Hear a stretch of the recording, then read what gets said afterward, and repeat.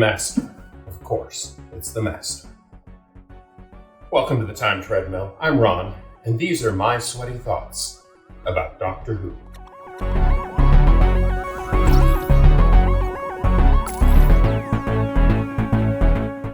Colony in Space opens with a short scene on Gallifrey, with Time Lords declaring that the Master has found the Doomsday weapon, or stolen it, or something, I don't remember. And they decide that the only way to address it is to release the Doctor from his exile on Earth and send him to the planet involved in order to stop the Master, but without telling.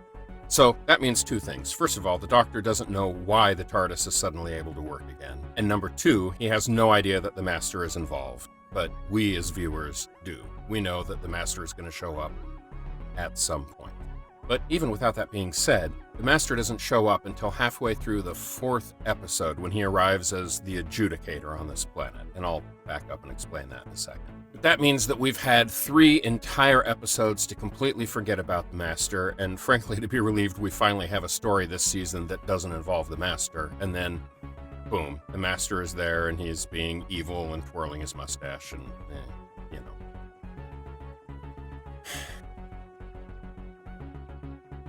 And let me be clear, I love Roger Delgado as the Master. He is brilliant. It's an amazing character. But to me, this winds up being an awful lot like the Daleks. And boy, we're going to get back to them soon. But it's that case of how can I miss you if you won't go away? I don't mind having the Master show up a couple of times in a season, but to build an entire season around having the Master as the central villain, it just gets old after a while, and I just wish they hadn't done that. That being said, Colony in Space is excellent and notable for a couple of major things. First of all, this is Jo Grant's first time inside the TARDIS and first trip off planet. That's significant. And the other thing is, of course, this is the Third Doctor's first adventure off Earth.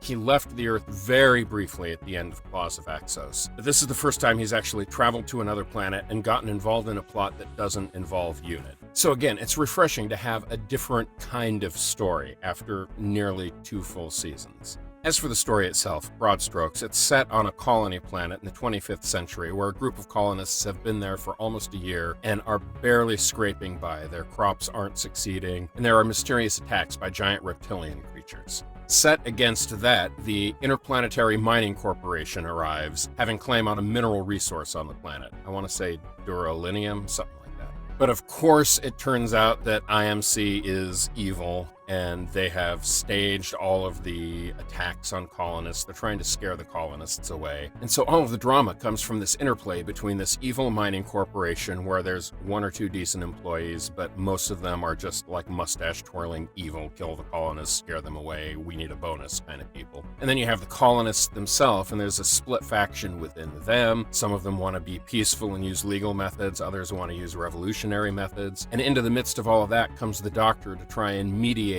and unravel all of the things going on. It's a really deliciously complex story. And frankly, it has a lot of echoes and applicability to current events and the notion of bad actors with good people in their midst, and how do you respond to brutalization by people who don't value you as an individual or your culture as a society.